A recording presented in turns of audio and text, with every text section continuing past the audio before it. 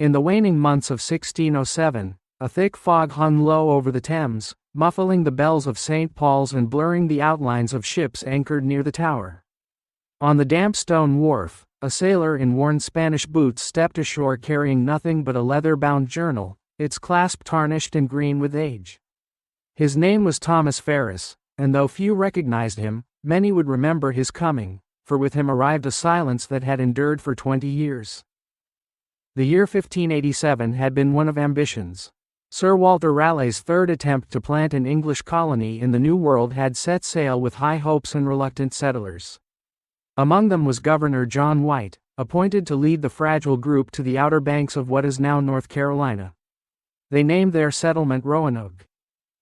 When White returned to England for supplies later that same year, war with Spain stranded him for 3 years. By the time he returned in 1590, the colony was deserted, buildings dismantled, no signs of struggle, no graves. Only a single word carved into a tree, CROATOAN.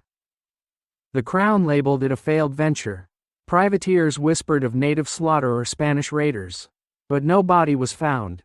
No bones. No trace of a single man, woman, or child. White went mad with grief and vanished from record. Roanoke passed into ghost story. But the journal Ferris carried was not White's, nor was it written in English.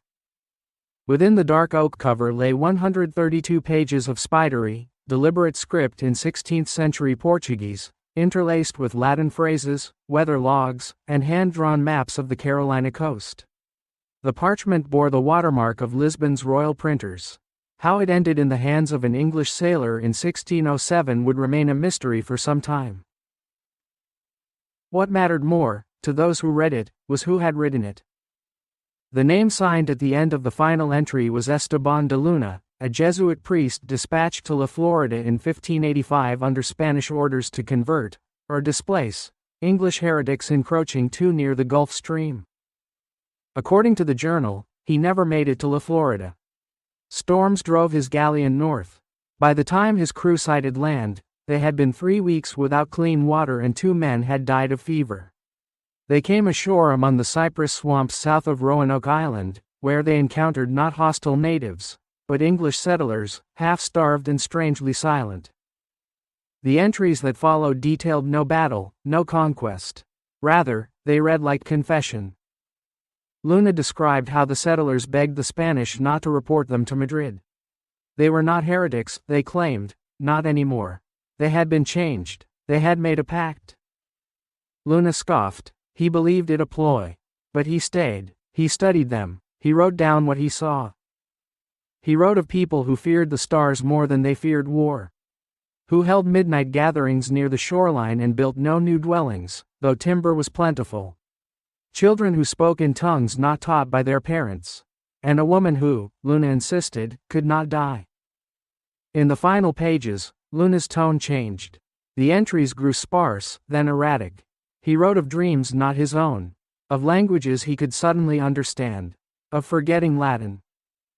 The last sentence read, "I cannot leave. Not now, not when they are so close." After 1607, the journal vanished into a private collection. Its existence was denied by the Crown, but for those who had read it, a question lingered. Not what happened to Roanoke, but what had been promised in return for its silence. The journal passed, quietly, into the hands of Sir Henry Lawton, a minor advisor in King James's court and an obsessive collector of forbidden texts. Lawton was no believer in legends. He saw in the manuscript a curiosity, a fraud perhaps, to be catalogued and dismissed. But after 3 nights of reading, he sent for a translator, and locked the book away when the man refused to return the next day. Ferris, the sailor who delivered it, disappeared from London within a fortnight. Some said he booked passage to the Canary Islands. Others whispered he never left the city at all. By Christmas, rumors had begun to spread of a new colony to be founded on the James River, and of strange symbols found carved into trees upriver from the chosen site. Symbols matching those drawn in the margins of Luna's journal. But to understand what Ferris truly brought to England, one must go back to the first pages of the journal, to Luna's arrival. It was October 1587 when his galleon anchored in a brackish channel south of Roanoke. The ship had lost its compass, and a thick mist clung to the waters, dulling their bearings. When the sailors finally waded ashore, they found themselves not on sand or clay, but on a spongy, black marsh littered with broken shells and half-buried stones. Within an hour, they were watched. The first settlers they saw did not speak. They simply stood in the tree line, barefoot, eyes hollow, pale skin streaked with ash. No welcome, no weapons, no motion at all. Luna described the encounter clinically. He thought them diseased, but when he approached, they stepped back, and vanished into the undergrowth with unnatural silence. They camped on higher ground that night. Luna wrote of strange cries in the distance, like seabirds with human voices. The mist never lifted, and just before dawn, they found a woman kneeling beside their fire, dry despite the swamp, muttering in Spanish. She claimed to be the governor's wife. No such woman had sailed with White. Luna, suspicious, ordered her detained. But the men grew afraid. She spoke in perfect Castilian, quoting scripture none of them could recall, yet all felt they had once heard. She knew Luna's name before he told it. She said they were not alone, that the pact had been made, that those who remembered would be left in peace. They released her the next morning. Luna and 4 men continued north on foot, guided by crude maps drawn by the woman. For 3 days, they saw no sign of English or native habitation. Only stones, large, flat stones etched with runes they could not read, and bones not quite human beneath brush and ivy. They came upon the settlement on the 4th morning. It was empty, but not abandoned. The homes were intact, supplies neatly stored. A fire pit still warm. No blood, no struggle. As if the colonists had simply walked into the woods and never returned. But Luna noticed something else. The silence. No insects, no birdsong. Even the wind seemed to avoid the place. Inside the governor's hut, he found the first clue. A woven tapestry hung over the window, sewn not with wool or cotton, but fine silver thread, each strand covered in symbols that shimmered differently at every angle. He touched it, his skin blistered. That night, they dreamed. All of them, the same dream. A circle of faces, blind and smiling, gathered around something buried in sand. A name whispered with every breath, CROATOAN. Luna alone awoke screaming. His hands were clean, but beneath his nails, flakes of silver. He did not record what happened to the others. By the time he returned to the coast, he was alone. He no longer spoke Portuguese. His journal entries shifted to Latin. He wrote of voices that filled his thoughts when the stars rose. Of memories from lifetimes not his own. Of understanding without learning. And then, suddenly, the entries ceased, until the final page. In the margins of that last sheet, beneath the ink, a different hand had scrawled something in rough English. They remember. We are kept because we chose.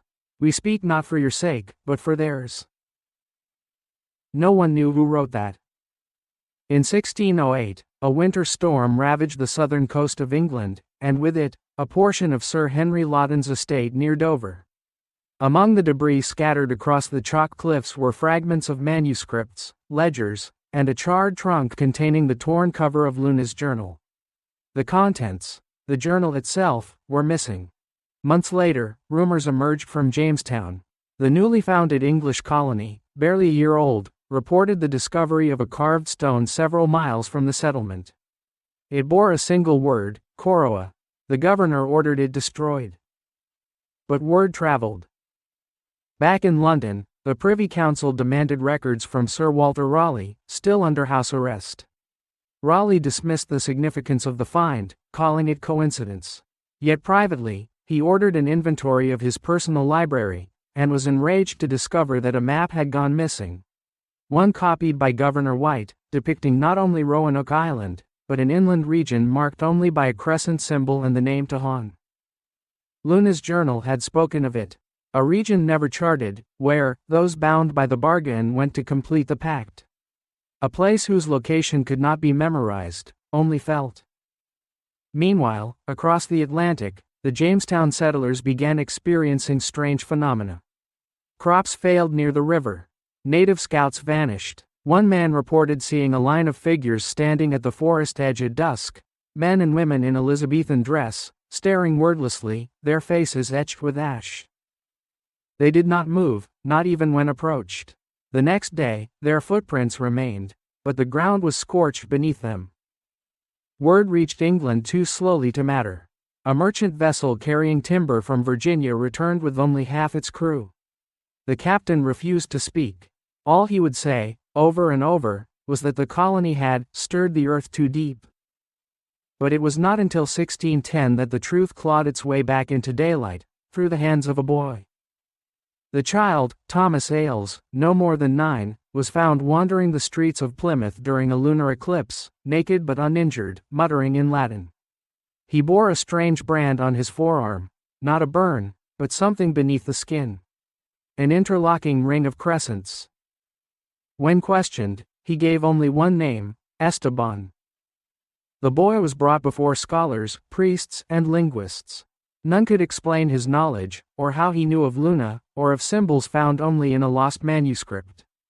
But under pressure, he revealed a chilling detail. He had never met Luna. He was Luna. Or rather, something within Luna had returned. The boy described events no child could know. The voyage of 1587, the names of sailors long dead, the face of the woman who could not die. He remembered her eyes. He said she was still waiting. When asked where, he said only, beneath the stones that cannot be moved. Where silence was promised. The church labeled it demonic possession. The crown ordered the boy confined. And for a time, the silence returned. But men kept looking. Across decades, in hidden letters and coded cartography, the name Roanoke resurfaced. Not as a location, but as a threshold. The colonists, it seemed, had not perished. Nor had they fled, they had simply crossed a line no one else could see, drawn not by distance, but by decision. And on the other side waited the price of their survival. It is said that in the 1630s, a Jesuit missionary returned from the American interior with a stone mask bearing no eyeholes. He left it at the foot of St. Paul's and vanished. No one touched it. By morning, it had crumbled into sand. But in the margin of a journal kept by one of his superiors, 6 words were scribbled hastily in Latin. They do not age. They remember everything. In 1664, a fire broke out in a private library in Antwerp. Most dismissed it as an accident, lightning or candlelight, perhaps sabotage. But a single charred volume survived, its leather cracked but legible. It was a partial translation of Luna's journal, annotated by a Dutch theologian who had died mysteriously the previous winter. Among the surviving pages was a diagram, circular, etched with 12 runes, and a short note in the theologian's hand: they did not vanish. They changed shape. That phrase drew the attention of a secretive order within the church, one tasked not with suppression, but with containment. For centuries they had tracked phenomena deemed unclassifiable: visions, voices, villages where no one aged, wells where light never touched water. Now, they turned their focus to the vanished colony of Roanoke, and more specifically, to the recurring name, CROATOAN. The name appeared again in 1702, when a French fur trapper traveling deep in the Carolina backwoods stumbled upon a stone circle. It was miles from any native trail, overgrown and nearly buried. Yet its arrangement matched perfectly the diagram from Luna's recovered journal. The trapper did not camp there. He left quickly, but wrote of the experience in his log: I did not sleep. The wind hummed through the stones, and I felt watched, not by eyes, but by memory. He died en route to New Orleans, but his journal survived. Years passed. Colonies rose and fell. The original site of Roanoke was declared cursed, and the Crown forbade new settlements on the island.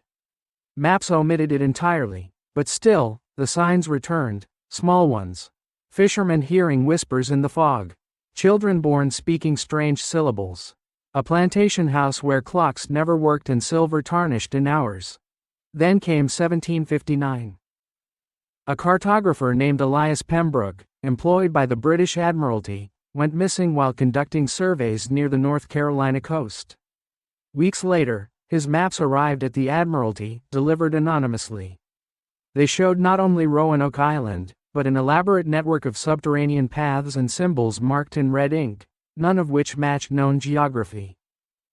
In the corner of one parchment, Pembroke had written a final note: "The pact was not made with gods. It was made with memory. They persist because we forget." The Admiralty confiscated the maps. Pembroke was never found. In 1776, during the chaos of revolution, an American soldier stationed near the Roanoke region reported a strange encounter. While scouting alone, he came across an elderly woman in colonial dress, walking barefoot through the forest. She asked for the date. When he answered, she smiled and said, "Then it has not yet begun," before vanishing between the trees. He filed no formal report, but the event haunted him. Years later, his grandson, a senator, would commission a private expedition to Roanoke. None of the 6 men returned. But their journal did. It was found in 1803, in a hollow tree outside Jamestown, wrapped in oilskin. The last entry read, "We heard them in the ground. Not footsteps, breath. The silence is alive, it remembers the bargain, and now, we are part of it." That same year, a cryptic pamphlet appeared in Boston, unsigned, titled "The Colony That Never Died." It was quickly banned. Yet the whispers endured. In 1862, amidst the bloodshed of Civil War, a Union scout crossed into territory near the old Roanoke site. His report, long dismissed as hallucination, described the ruins of a village not mapped since 1587, intact, untouched by time, smoke rising from the chimneys. But when he returned with others, nothing remained. Only a tree stood at the center, with one word carved fresh into its bark: remember. By the dawn of the 20th century, Roanoke had transformed from colonial footnote to American myth. Academics studied its disappearance with skepticism. Artists painted its mysteries into canvas and theater. But beneath public fascination, a quieter thread endured: records sealed by government departments, names blacklisted from university posts, and grants revoked without explanation. In 1923, a professor of linguistics at Yale, Dr. William Thorne, published a monograph on non-native phonemes observed in early American colonial texts. One chapter examined a fragment of unknown language found in a letter attributed to Ananias Dare, a Roanoke settler. The symbols bore no resemblance to Algonquian dialects or European ciphers, yet mirrored inscriptions found in cave systems along the Blue Ridge Mountains, some believed to predate human habitation. Dr. Thorne's monograph was withdrawn within weeks. He resigned shortly after and was never heard from again. That same year, a group of civilian Conservation Corps workers clearing land near the CROATOAN National Forest uncovered what they believed to be ancient foundations, stones aligned in concentric patterns, centered around a depression filled with white sand. One man, Thomas Green, documented the finding in his journal. He wrote, "The air was still. Trees bent inward as though leaning to hear. And in the silence, I thought I saw footprints leading out of the center, but none going in." The site was covered over by morning. Official records list no such discovery. But Green kept one thing: a shard of silvered thread, woven into a brittle piece of cloth that shimmered faintly in darkness. He sent it to a friend at the Smithsonian, who mailed back only a single note: return it. Green burned the fragment. He would never sleep soundly again. In 1951, the U.S. Navy conducted classified sonar mapping off the Carolina coast. One unmanned submersible sent data showing a cavern system beneath Roanoke Island, extensive, symmetrical, and unlike any natural formation known. The mission ended abruptly after all 3 data analysts were reassigned. The files were buried under Operation High Tower, never declassified. Yet in 1968, a woman named Miriam Wallace, a poet and amateur historian, published a slim collection of verse titled The Pale Shore. Unacknowledged in academic circles, it described in chilling metaphor the fate of a colony that did not die, but was received. She wrote, "They left no bones for us to bury. no cries, no trails of blood or ash. They stood and waited by the river, until the earth took them in flash. They bargained not with gods or demons, but with what the silence knows. For silence keeps what time cannot, and grows the deeper that it grows. Her book gained a cult following. Wallace refused interviews. She lived in seclusion near Hatteras until her death in 1983, leaving behind only a single, unsigned letter in a locked drawer. It read, "The woman who could not die is still waiting. The pact holds because we forget. But soon, memory will reach its tide." And it did. In 2001, during a real estate excavation on Roanoke Island, surveyors uncovered skeletal remains beneath an ancient tree stump. Carbon dating failed to reconcile the bone age with the preserved linen fragments found nearby, which matched 16th century English textiles in design and fiber. Stranger still, the remains had no dental wear, no adult bone density, but the skull bore the signs of a woman aged well beyond human lifespan. Before tests could continue, the remains disappeared. The site was declared geologically unstable and sealed. Yet among the workers was an intern who kept a copy of one image, a scan of a medallion found buried with the skull, bearing 12 runes in a perfect ring. And inside the ring, 2 words etched in English. We chose. In the early hours of May 3, 2019, a tremor was recorded just off the Outer Banks. Mild, shallow, officially described as tectonic displacement. But the accompanying electromagnetic surge triggered anomalies across weather stations and GPS systems for several minutes.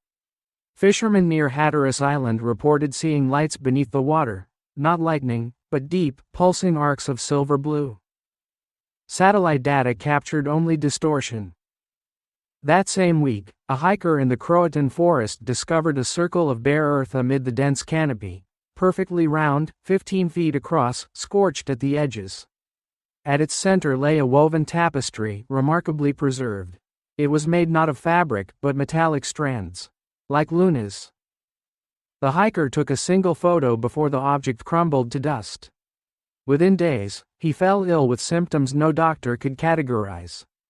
He spoke little before his condition worsened, but he repeated one phrase in delirium.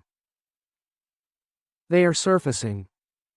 Not long after, a linguist at UNC Chapel Hill published an obscure paper analyzing phonetic echoes across coastal Algonquian languages and early Elizabethan dialects. Buried within was a brief mention of a contact zone, a speculative linguistic phenomenon where 2 distinct languages seem to evolve in parallel without direct interaction, as though influenced by a third, undocumented force. She labeled this theoretical tongue, null pattern theta. Her paper was retracted. But the name stuck. A month later, a small podcast about American mysteries aired an episode on Roanoke. The host received an anonymous tip. A scan of a hand-drawn map, clearly 16th century, with a crescent moon marked along a river inland from Roanoke. Scrawled beside it in faded Latin, CROATOAN, viam non prevenimus sed facta est. We did not reach the way. The way was made. The host dismissed it as a hoax. 2 weeks later, he vanished. The episode was pulled offline. His disappearance made no news. And still, the silence persisted, not absence, but presence. Events whispered across the seams of history, never enough to draw attention, always just below the surface.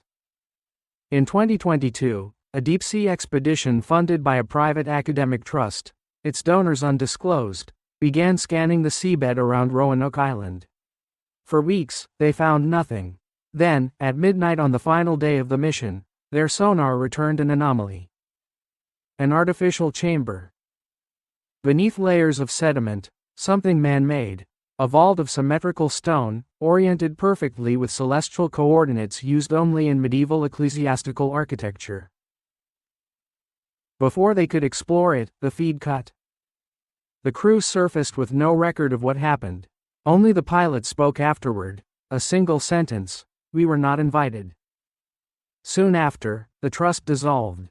All records sealed. But in early 2024, a classified cable intercepted by a freelance cybersecurity analyst surfaced briefly on the dark web. It was addressed to an unnamed agency division and tagged Level Theta. The contents were brief, coded, but one line stood clear. The Dahan construct has begun phase transition.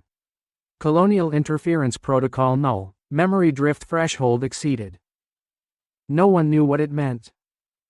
At somewhere in a remote archive, still unsigned, still denied, Esteban de Luna's original journal rests. Aging but unreadable, not because the language is lost, but because the pages are blank. Every word faded. Every word forgotten. And perhaps that is the last defense. For the pact remains not in what is remembered, but in what must be forgotten. The summer of 2025 arrived with little fanfare along the Carolina coast. Tourism swelled. Ferries carried families past Roanoke Island, now a curated historical site with trails, plaques, and reenactments. Children played where ash once lay thick beneath tangled roots. But behind glass walls and reconstructed dwellings, silence remained. Not absence, not peace. Just quiet, like held breath.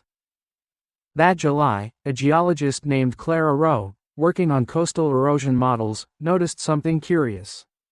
The shoreline near the northern edge of Roanoke Island had receded, not gradually, as erosion predicted, but in a sudden, perfect arc. Overnight, 2 meters of beach had vanished, revealing a stone pattern beneath the surf. It resembled the 12-rune ring from Luna's journal. Rowe reported her findings. Her supervisor archived the footage. But within 48 hours, both were placed on administrative leave. Their research files were wiped under a clause labeled Heritage Preservation Statute 4.3.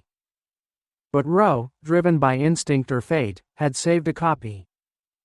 She contacted a retired archivist, a man named Elliot Wells, who had spent decades cataloging restricted texts across the National Archives. When shown the scan, Wells grew pale. He recognized the pattern, from the margins of a 1947 Naval Intelligence memo referencing theta anomalies in New England and Carolinas. He had never been cleared to read it, but he had glimpsed the sketch. The same 12 runes. Wells gave Rowe a single name, Thomas Ferris. The sailor who had brought Luna's journal to England in 1607, and disappeared. Rowe found no grave, no portrait. But a ship's log from 1609, preserved in digital fragments, listed a TF as signing aboard a Portuguese vessel departing for beyond the Indies. It never arrived. But Ferris's signature, a unique looping F, matched an inscription on a relic unearthed near Jamestown in 1908. A silver clasp, engraved with 2 words in archaic Spanish, Pacto Sellado. Pact sealed. Rowe followed the trail to a collection of artifacts donated anonymously to the Library of Congress in 1956.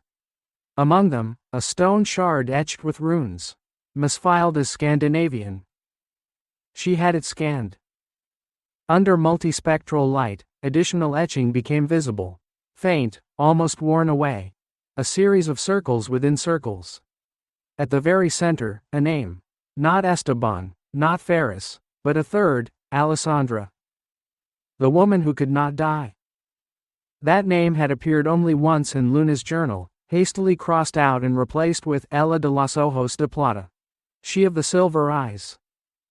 Rowe dug deeper. References surfaced in native oral histories, in the tales of pale spirits that stood still among trees, offering no harm but speaking in dreams. Always, a woman with silver eyes. In 2025, technology allowed dreams to be mapped via neural imaging. Rowe volunteered for an experimental trial after weeks of vivid, repeating visions. The scans revealed a pattern, 12 spikes of neural activity in exact symmetry, mirrored in participants she had never met. All had visited Roanoke. All had dreamed of silver threads. The lead researcher was alarmed. He forwarded the findings to federal authorities. Rowe was asked not to return. But that night, her last night on Roanoke, she walked alone to the beach. There, the surf lapped against stones too smooth to be natural, too cold despite the heat. And as the tide fell back, she saw them, footprints in the sand. Dozens, bare, pointed inward, encircling the stone ring. No others led away. And standing at the water's edge was a figure, unmoving. Not translucent, not shadowed. Solid, tall, cloaked in woven silver threads that shimmered faintly beneath the stars. Ro did not speak. She did not approach. She only listened. And the silence spoke. Ro did not remember walking back from the beach. She awoke in her rental cottage, sand crusted in her palms, clothes dry despite the storm that had passed through overnight. Her camera was untouched, but her notebook, once filled with field notes, was empty. Not torn or erased. The pages were blank, paper intact, ink gone. Only one thing remained. On the inside back cover, a handwritten phrase in silver ink: "The pact holds because you listened." She left the island the next day. No officials stopped her, no interviews followed, but for weeks, she dreamt in patterns, not stories, not faces. Just light and sound, symmetrical and cyclical. A rhythm that pulsed from deep beneath, like breath through soil. Meanwhile, inland, a new anomaly appeared. In the foothills of the Appalachians, nearly 300 miles from Roanoke, a hiker discovered a clearing untouched by growth. No trees, no moss, only stone. At its center, a ring of standing posts carved with concentric markings and notches. Anthropologists labeled it an ancient native ceremonial site.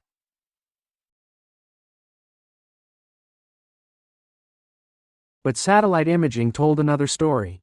The stones were not ancient. They were new, quarried in the last 3 years. No one could explain how they arrived, or why they bore the exact 12-rune ring from Luna's long-lost diagram. The ground beneath them was dense with magnetite, distorting instruments and disorienting drones. But when surveyors approached, all reported the same feeling.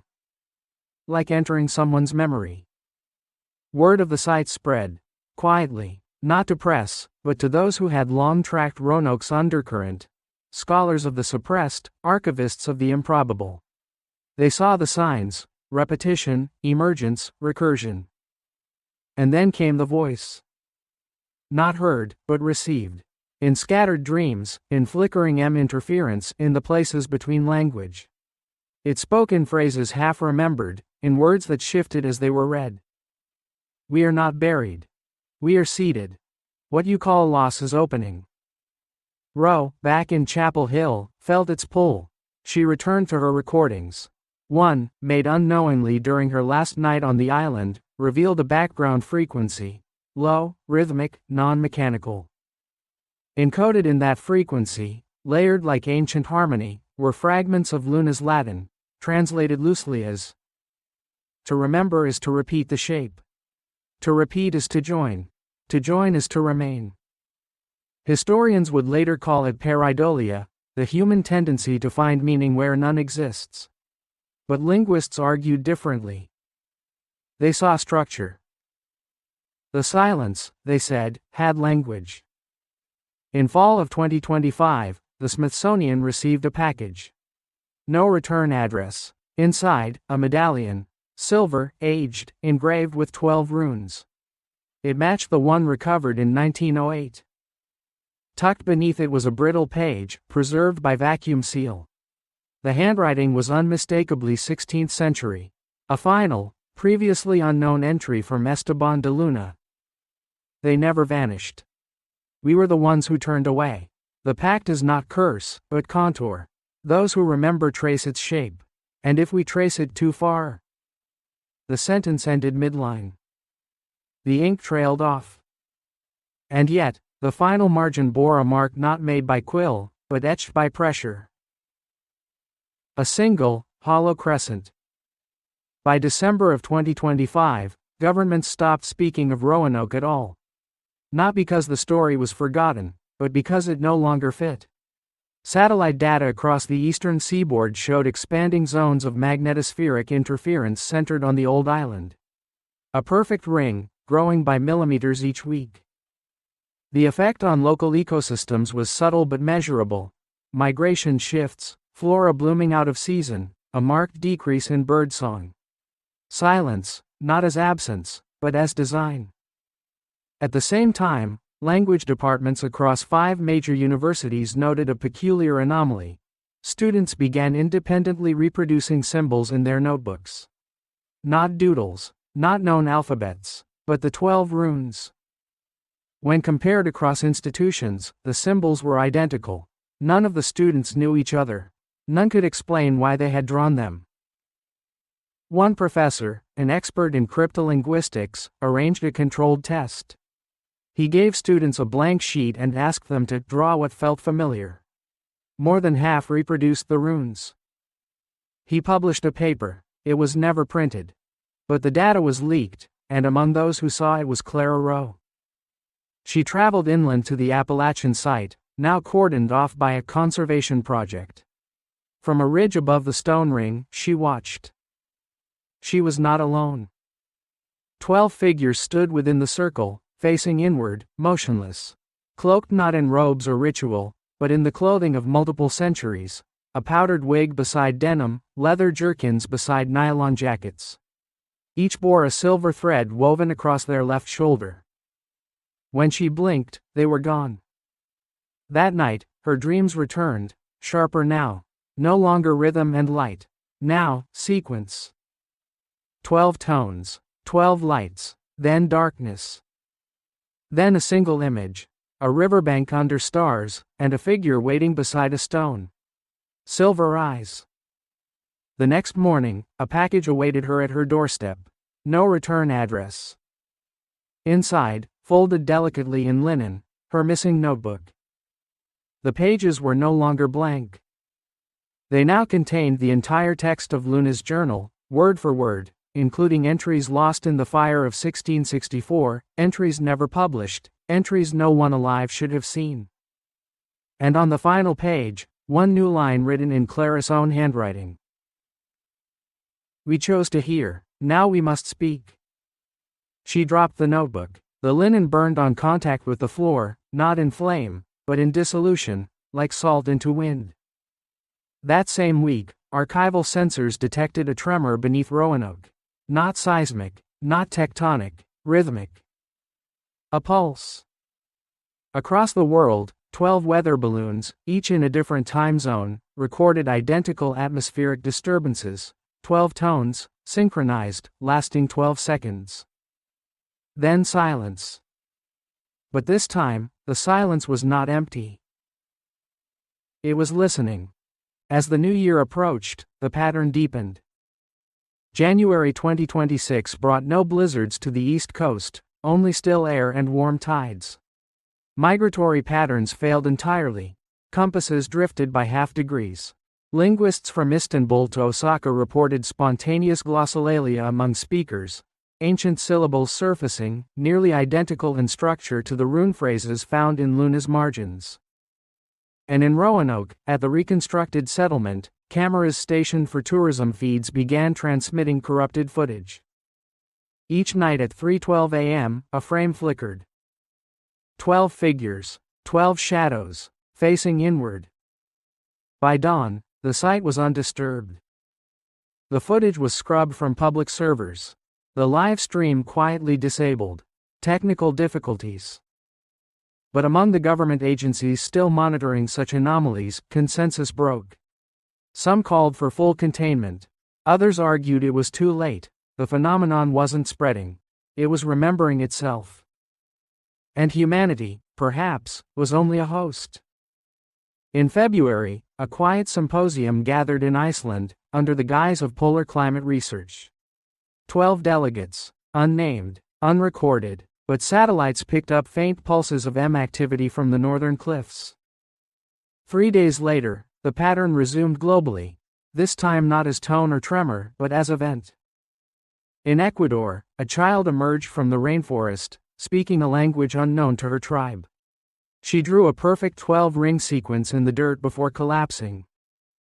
In Norway, a cave collapsed, revealing petroglyphs that had not seen air in 10,000 years, among them, the runes.